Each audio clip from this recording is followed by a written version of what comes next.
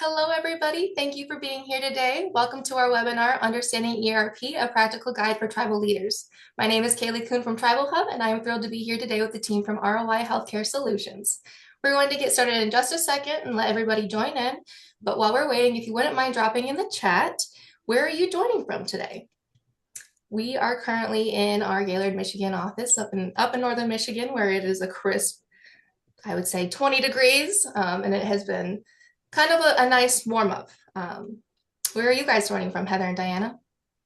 I'm in sunny Florida. It is 75 today. It has been chilly. So for all the snowbirds that are down here, I'm sure they're loving it. But it's getting back to the high 70s, low 80s, where we like it just in time for spring break.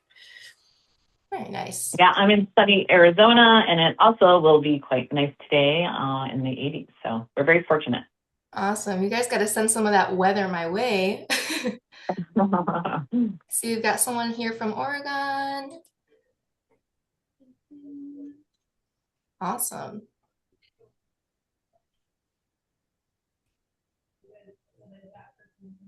Yeah, all right. All right, well, we're going to get right into our slides for today. Special thanks to our webinar partners, ROI Healthcare Solutions. Our presenters are Diana Van Blaricum and Heather McGinn. You will learn more about them soon. This webinar session will be recorded, and you'll be able to view the recording anytime on our TribalHub website, and you'll also receive an email with the link to this webinar. So feel free to share that with anyone on your team that might have missed today. And here are some of our learning objectives for today. Be sure to use the chat or Q&A if you have any questions at all, and we'll make sure to get those answered today. For our fourth and final slide, I just wanted to remind you all about our upcoming Cybersecurity Summit taking place next week in Florida. So if you have any questions about that, please refer to our website at tribalhub.com. And with that, I'm going to turn the floor right over to Diana and Heather. Thank you. I'm going to go ahead and share our slides and get us going. All right. Hopefully y'all can see the slide deck. All right. Heather, I'm going to have you kick us off, and let's get ready to share some good information with the group on the phone. And just a reminder, feel free to put questions in the chat too, and we'll monitor it as we go. Yeah, thanks, Diana. So let's kick it off. We're here today to learn more about the ERP. And so I am Heather McGinn. I'm the Senior Director of Client Success here in the West. I've been in IT for over 20 years, helping clients be successful with their IT solutions. And I'm also joined by Diana, who's our SVP of ERP Strategy. Just want to provide a brief overview of ROI. We've been in business for over 25 years and really has helped deliver end-to-end IT services with a focus on helping organizations optimize their ERP systems. So focus on driving clinical, financial, and operational excellence while all helping organizations save costs. We have a strong foundation of experienced certified project managers and certified finance, supply chain, and HR consultants who are very passionate about helping our clients achieve their strategic goals. Our team delivers on time and on budget projects, which we're very proud of, bringing real-world experience from their departments and operations that they've had supported in previous roles. They truly understand the business and the challenges our clients face. We have won many awards for our work over the years and even awarded one of the best places to work in 25. Go ahead, Diana. So ROI can really support the full life cycle of ERP services. So from strategic ERP planning, the full ERP implementations, post-go-live support, optimizations, and application managed services, our mission really is to serve as that trusted partner throughout your ERP journey. So one that's providing strategic insight, the hands-on expertise, and a commitment to our clients' long-term success. We're excited to be here today, so I'm going to pass it off to Diana, who's going to review the role and the benefits of moving to an ERP platform. Thanks, Heather. Yeah, when you talk about us being passionate about what we do, it is very much a true thing. And that's what I love about ROI and what I love about our team is that, we've all been on the other side of the table, so to speak, and we understand the business challenges that you have. So I want to talk a little bit briefly about what is ERP. So this is really the foundational operational system that runs your organization. So if you think about your financials, your general ledger, accounts payable, accounts receivable, managing your assets, managing cash, right? Getting reimbursable expenses for employees. And then on the supply chain and procurement side, especially if you have a hospital, or if you have some of our friends that are just in hospitality, and you may have some of the casinos and things that have gift shops, you have inventory for those things as well. And then, of course, we need people to run it, right? So managing our human resources, managing our talent, and then ultimately paying them, of course. And then they have to clock in, clock out, and get scheduled, right? Making sure that our time is productive. So it's those core business applications. So think of it as your brain central from an operations perspective. It's not just an accounting software. It's not just a reporting tool. It's not something that you choose for one department. And it's certainly not a set it and forget it system, because this is something that can grow with your organization. But also, if you choose the right vendor, they're going to continue to enhance the features and functions that they have. So we'll talk a little bit about how that works shortly. So why would you want to move to an ERP platform? For many of you, you probably have multiple service lines of business, right? So you may have a casino, you may have a hospital, you may have police and fire, you may have schools. All of those may have their own operating systems, which makes it very difficult for the leaders to report across the organization. So moving to an ERP platform can service all of those. And you can still operate financially independently, but report from a collaborative view. So it eliminates those multiple disparate systems, right? And if we put it in the cloud, we're also going to get rid of the need to store a server, maintain a server. Those days are gone, right? Everything's in the cloud, so we can access it from anywhere. I can tell you stories of people that ran their payroll from the beach, right? Of all secure, of course. But it really has to do with the maintenance. I live in Florida. As you know, we get tons of hurricanes. Nobody has applications down here on site because it's just too risky with the flooding that happens. So getting them into the cloud gives you a lot better security, a lot better confidence that your applications are going to be safe. Now, putting it onto an ERP central system, of course, gives you a single system of truth. So financial, operational, workforce data all connected together, and really just replacing all those disconnected systems so we can look at the organization holistically across the entire enterprise. And what that does is it also gives us visibility into things that are happening near real time, right? It's because we're reporting off the current system. We're not having to pull the data out and merge it with other data. It gets stale the minute, it's kind of like a car, right? It depreciates the minute you drive it off the lot. So having that near real-time data is really important for decision makers in the organization to have really good facts to make those decisions. And of course, it scales across departments. So again, we're really talking about HR, finance, supply chain, IT, payroll, and the workforce management pieces, which ultimately feeds payroll. So here's just a view of what it might look like from a reporting perspective. And I think that's the really important thing about these projects, is to understand the need for reporting. Most of the organizations that we work with have multiple service lines, right? So you might have the overall organization. You might have a section that is really the government, the administrative pieces. You're going to have gaming and hospitality, health and social services, public safety, justice, education, whatever those are for you, and however that looks, you can still be able to work within those service lines and then have your leaders actually report across all of those consistently. So it gives you that roll-up reporting across the entire enterprise. That also allows you to do some real-time analytics, which is really the cool stuff, right? Where the system is telling us what's happening and telling us where things are trending. So as leaders, we can adjust if we need to do that. And it's online access. Now, the really cool thing about having all of this in a platform, as many of you may be experiencing, when you have things like routing and approvals, right? So if you have an invoice, are we still taking that paper invoice and running down the hall and getting someone to sign off on it? Do we have requisitions for purchasing or purchase orders that are still getting signed off via email or via paper, right? Those days are long gone, and we can automate all of that with traceability down to the field level and get it moving through the organization faster and getting it moving for approvals faster. So it's really speeding up those transactions. Now, the really cool thing here is if you include your HR portion of the organization, not only can we better manage the career and training and education of our staff and making sure that we're really just allowing those community members to find their place in the organization and manage their careers. But we can also use that HR position structure to route those approvals for things. So you don't have to maintain manual approval structures or try to remember who's supposed to approve an invoice. It all happens, what we say, automatically in the system.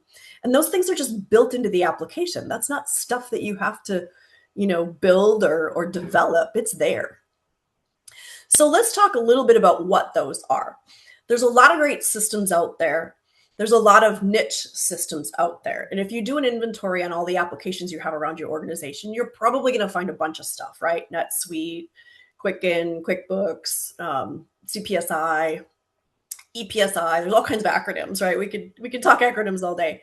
But when we talk about a really top tier ERP vendor and who's going to be able to manage across all of those workstream disciplines, it's really these three. And these are the three that are the big players that have the leading practices built into the application. They've got routing and approvals that are delivered, so you don't have to code those. It's all stuff that you implement and take off running. And of course, it's in the cloud, so we don't have to support the servers anymore. They're taking care of all of that. And from a cybersecurity perspective, it's better to have it in the cloud because it actually is more secure. We've heard stories of folks that have on-premise applications that are getting hacked and getting ransomware and all of those things. With these applications sitting on AWS, they are very secure. They've got all types of service level agreements around that security. And some of these organizations actually have some college teams that are trying to hack into them to make sure that they're secure. So it's a little bit of a peace of mind getting into the cloud. So let's talk about your critical business requirements and your technology requirements. Those are the must-haves versus the nice-haves. One thing I always encourage people is to really have a conversation with your business leaders about what you need. There is the bright, shiny object and the screaming weasel that all look great, but if you can't do the basics day to day, that's a little bit of a challenge. Now, all of these ERPs do present that, and they do have the bells and whistles and screaming weasels. But think about starting from a transformation perspective and really changing the way you do business to be more effective. If we have people in accounting, let's have them spending more time on financial analysis rather than pushing transactions around, right? So you're going to look for that out-of-the-box functionality with those leading practices built in, routing and approvals, those things that are good, core, solid business processes. A lot of these applications come with role-based navigation now, right? So you get assigned a security role. You don't have to build security. It's all really built around some segregation of duties and leading practices around approvals, right? So if you think about someone that runs payroll, probably shouldn't be the one approving the payroll, right? Those are kinds of examples that are built into the software. And the reporting, there's lots of reports, hundreds of reports that get delivered with these applications. So for your organization that is spending time creating things with spreadsheets, yeah, there's actually some great integration with spreadsheets in these tools where you can query down and upload back to the application from a spreadsheet. But what we really want to do is take people from hands on the keyboards creating data to spending time analyzing the data so that you can make better business decisions about your organization. And that reporting is going to follow that security access. So now you can push reports out to your department heads and other folks in the organization, and that's going to follow their security protocol, get them the information they want right from their desktop. So it's a great way to think about how do you transform what you're doing and give people more information so that they can lead better, drive more efficiencies, and really function more at a higher level than just sitting in their cube creating data, right? We're not going to take their job away. We're going to make their job more fun because they're actually going to be able to spend some time doing the creative side of it. So the other piece here, when you start looking at solutions, is to think about who's going to be on that selection committee, how you're going to look at these solutions, and what is your criteria for requirements. So let's talk about that for a minute. The first thing you want to do is take a look at what are your strategic, operational, and regulatory objectives and goals for the year. Because if you have, for example, some specific things around HR, you might want to start with HR first, right? If you're struggling financially or cost controls are a big concern, you might want to start with the supply chain and finance pieces first. There's all kinds of thought and questions that go into making that decision, but it really can be done a couple of different ways. And it's all about getting that value right away from this project. You want to weight your criteria, right? People are going to go into this process with their role and what they do and what's important to me. And that's great because we want them to think about how is this going to change what I do and make it better. But you also have to think about the bigger picture, right? Think about the things that are inputs to your role or things that are outputs from your role, right? Think about all of that. So you want to really look at a cross-functional team. Do we have folks from each department? Do we have some technical folks in there? And do we have the folks that are going to be supporting the application long-term? And then we start talking about key business requirements. And this is really one thing where we can assist with in some fun exercises that are very collaborative. A lot of times when you ask people, well, what do you want in a system, right? And we think about those things that are really challenging and difficult for us or just, downright frustrate us. So we've got some fun exercises where we can bubble that up. We look at each business process and we say, hey, what do you want to start doing? What do you want to stop doing? What should we continue doing because we need to either have a regulatory or reporting need or there's some type of policy that we have in place. And we start there and really bring to light the things that are our major challenges. If it's bothering you today and it's a struggle, we got to get rid of it tomorrow, right? There's got to be a way to do it better. And then you start looking at what is the future state going to look like. So can we eliminate access databases? Can we put information, right, in the palm of our hand? Can we do it from a mobile device? Those are all things that come down to usability, meeting people where they work, understanding what they do, how they do it, and giving them the tools to do it with. Again, looking at that architecture, making sure we get things in the cloud, and then really looking at which vendors you want to look at. Which ones do we think are the best fit for us? And what does their product roadmap look like for our industry?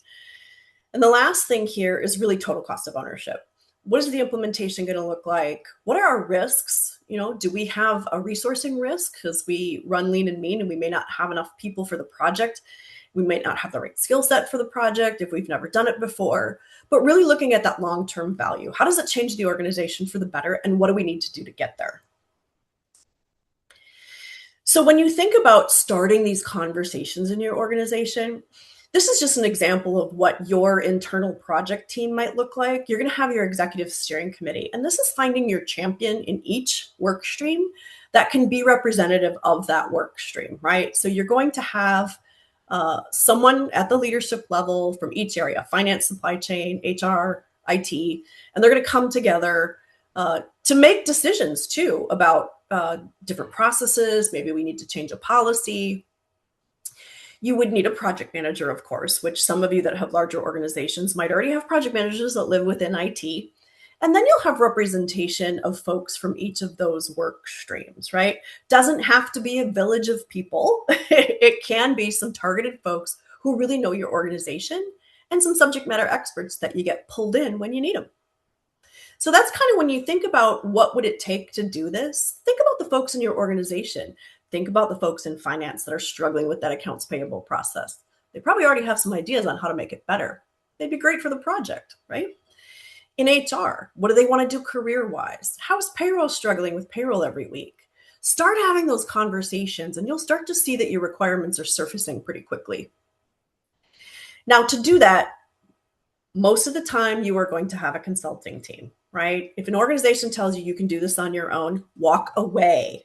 You can't. You need to find a trusted partner who's going to get you there.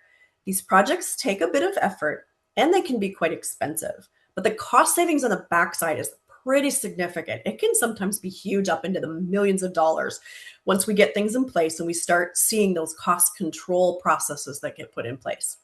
But you're going to want to have someone in each area. You're going to want to have someone with technical expertise in that application that you choose and a project manager or professional cat herder that will keep everything moving forward.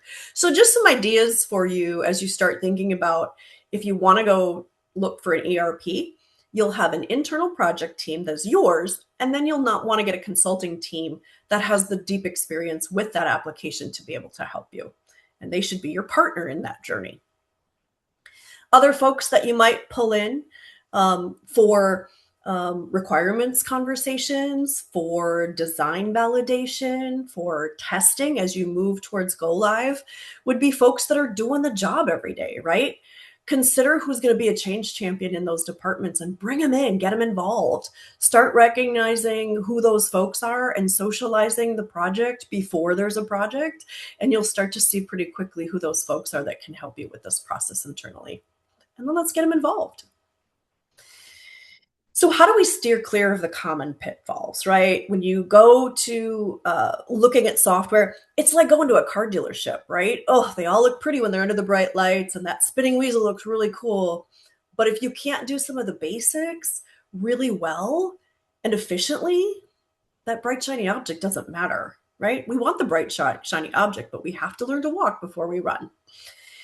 So again, be sure to include business area leaders in your conversations. Let's make sure that they're on board and that they're involved. Because if you start having these conversations about what you want to start doing, stop doing, and continue doing by process, I bet they've got some great ideas, and we can leverage that. Most importantly, I think the one thing to remember, this is not an IT project. It's a business transformation project, and it's going to take someone from every work stream to be on board. IT is going to be your partner, your enabler. They're going to help you through this process. But the business owners and the business functional folks are the ones who are going to make this happen. And they're going to be able to provide those key business scenarios, which we can give to the vendor and say, show us how you would do this. Show us what this process looked like. And then really being able to identify what's the nice to have versus the must have, because those nice to haves can also be on a roadmap for post go live. We'll talk about that in a minute. And then looking at which vendors are truly qualified, right? Sometimes when folks start this process, I hear, well, we want to look at, this one, that one, and pretty soon we're up to about 6 or 7. You can't physically do it, nor do they usually all match the right requirements. So again, having a trusted partner is going to help you kind of weed through that. But also, take a look at their website, see what they do, see what industries they support, see what functionality they support. Are they in the cloud? Those are all really kind of important things when you go down the first wave, right? If you are going to do an RFP, a request for proposal, or a request for information, some of these key requirements can be sent to the vendor. And you also want to be able to include maybe ancillary systems that we need to interface to. All of these things are going to be part of the project. You want to make sure that you give them enough information so you can talk about those things when you see the software. We want to be able to say, hey, we're going to keep our scheduling software for the hospital, and we need to be able to interface to it. Show us how you would do that. We're going to keep our integration to ADP compliance solutions so that we can have them do our unemployment and garnishments and those types of things. Are those interfaces delivered with the product, right? Just some ancillary things that we can add to make sure that we're making the right decision. And then I would say commit to seeing all of the demos. One of the pitfalls is where folks say, well, I'm in HR and I'm not going to come during the finance session, or I'm only in recruiting and I'm not going to come during the HR payroll session. You really want to be there for all of it so you can see how it all fits together. Because again, it's a platform play, and you'll start to see how all of these processes are connected. I mean, if you think about it, you might have someone that you're recruiting for in the accounting department, and they're going to be a new hire, and they're going to go take a role as an accountant or maybe an AP, and they're going to be doing that function and involved in those routing and approvals, and then ultimately they're going to get paid, right? So it starts to help you see how it all fits together. Look at that big picture across those work streams so that you know that you're making the right decision. And we hear a lot about AI, artificial intelligence. I don't think there's a day that goes by I don't hear it at least a half dozen times. AI is great when used appropriately. And what that means is you can apply artificial intelligence to some of these transactions and processes and to the reporting to feed you information. It's not going to replace anybody. It's not going to replace your job. It's going to help you do your job. And a lot of these are built into these applications now to help make those transactions a lot faster, a lot more intelligent. and just easier to disseminate information to the organization. Once you decide you're through selection and you want to start your project, you need to remember that this is your project. It's not the vendor's project, it's your project, right?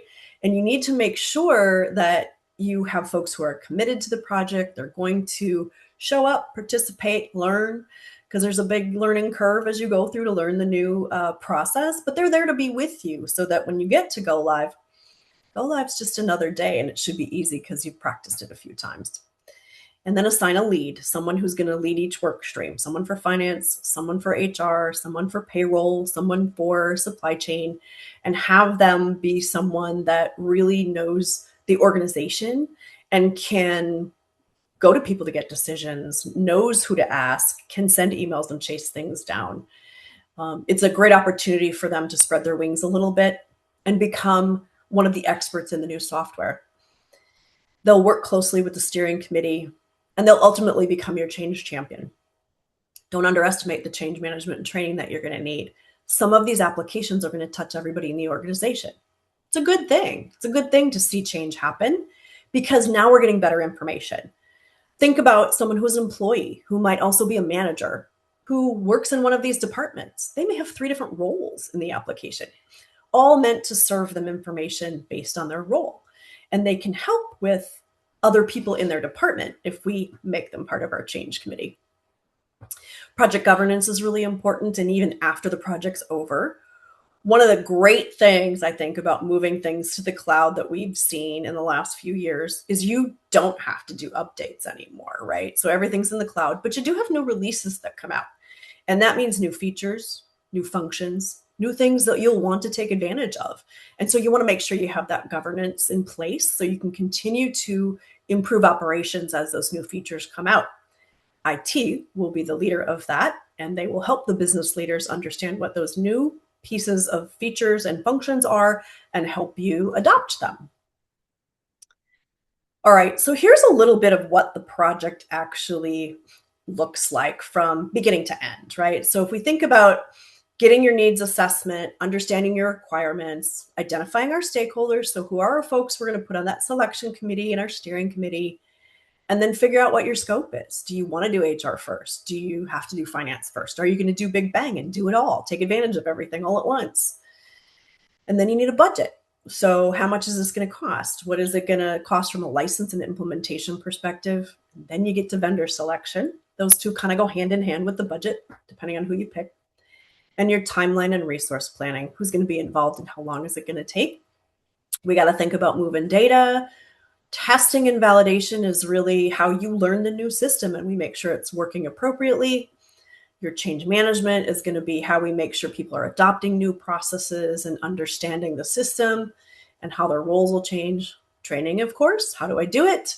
And then go live and post go live support. Make sure you've got someone with you through that, what we call the hypercare phase, right at go live. Make sure you've got someone with you through the first few cycles, the first couple month ends, the first couple payrolls. Make sure that you've got someone shoulder to shoulder with you that can just be there for comfort even, right? To help you through those processes. And then from there, it's all about optimization. You don't have to do any upgrades anymore. It's really about taking advantage of new stuff and continuing to develop tighter and better processes. Now, here's one that you can start doing today, right? Rationalizing your technology landscape. You'll hear something that these vendors will talk about rice, right? It's not a side dish. It's reports, interfaces, conversions, and extensions. It's all of those technical pieces that go into a project. And for you, even now today, if you were to do this exercise, it is hugely valuable to your IT department.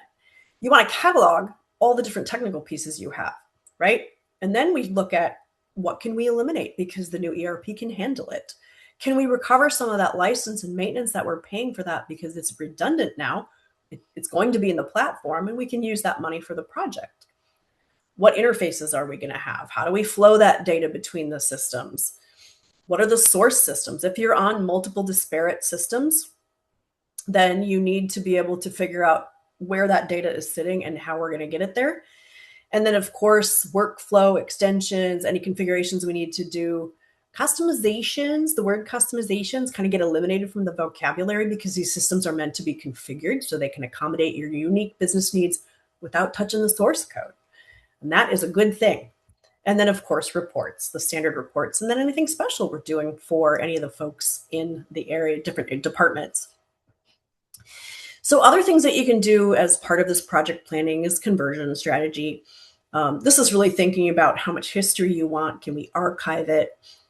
Just remember that any volumes of history that you bring over, you get to validate. So a lot of times when we work through this process, we'll archive it. You can still get to it, you can report on it, but it doesn't necessarily have to be in the new system. And then pre-work and preparation. So this is one, again, this is something you can start now. And this is something that will improve your business processes today and will help you as you get started on a project. So just a few things to touch on here. Just cleaning up your vendor master if you've got multiple duplicates, kind of a parent-child relationship on vendors, that's a big one.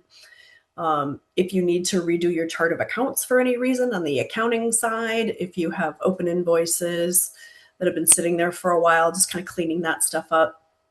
On the payroll side, when we think about really managing our staff and really giving them the ability to have a career and to be part of that process, right? We may need to do some work around how we define those positions that they're in and how we define the organizational structure, right? And what that org chart looks like. And then if we have any legacy pay codes, deduction codes, there's always stuff that we can kind of clean up a little bit, and it makes our life better today.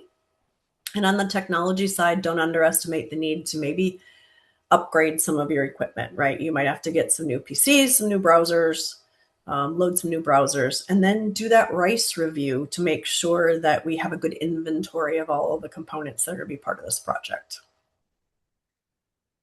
Okay, how to develop a roadmap. So how do we get started with all this? How do we do this? It really comes down to this. Go live is just the beginning. Once you're on the new platform, you have the opportunity to get in this model of what we call continuous improvement. And that's where IT is going to support the business area leaders. You're going to adopt new features as they come down from the vendors. They may have new modules that are available. They come out twice a year. So, the ability to disseminate that information and determine what you want to turn on, it will be part of IT's new role in working with the business leaders. Optimizing business processes, looking at workflow and saying, hey, does this workflow still work? Joe's always out of the office. Well, maybe Joe shouldn't be the approver, right? But you can put escalation on those things too to keep things moving. So it's just a great time to kind of tweak your processes and start getting things moving a little bit faster. We want to continually support and adapt as you go. Once you get live, again, it's great. You don't have to upgrade anymore.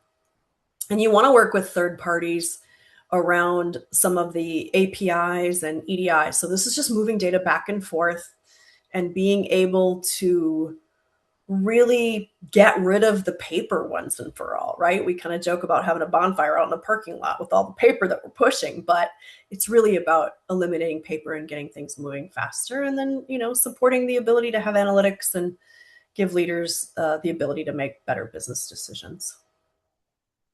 So Heather, I'm going to turn it back to you. That's all my fun. I'm going to take a look at the questions that are in the chat.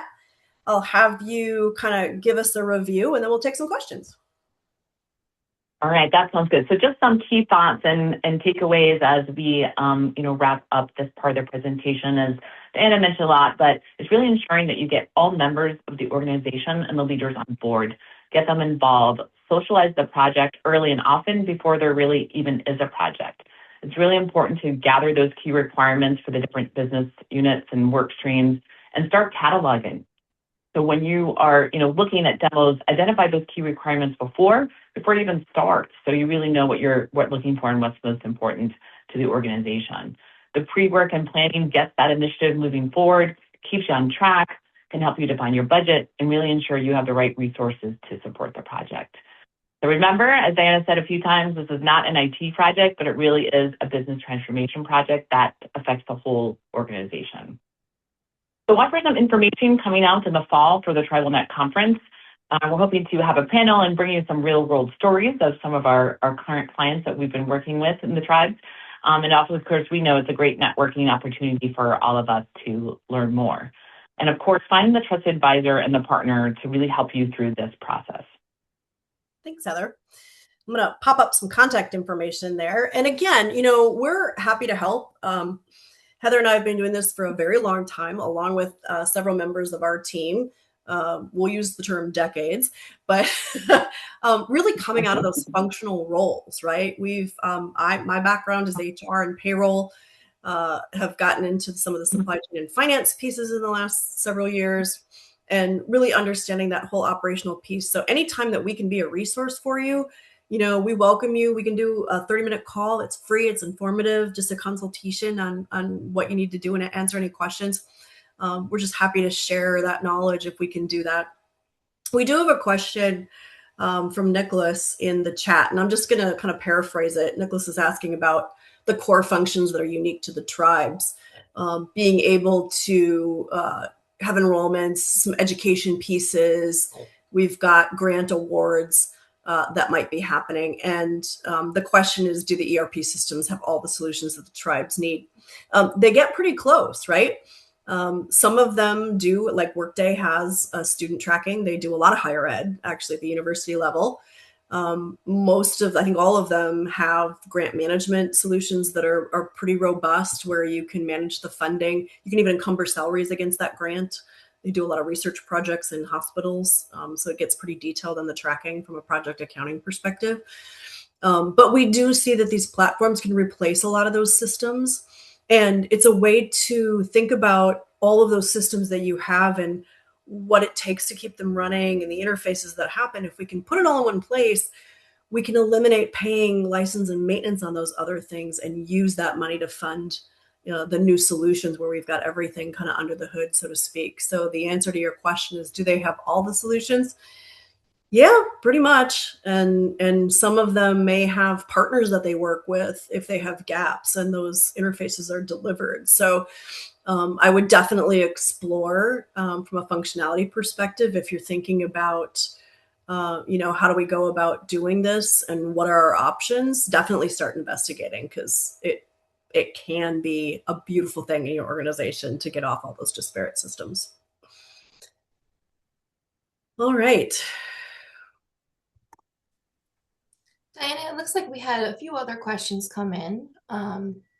Someone here is asking, how is the use of AI tools impacting operations and ERP systems? Yeah, that's a great one. Again, I think we hear it every day, all day long, right? AI.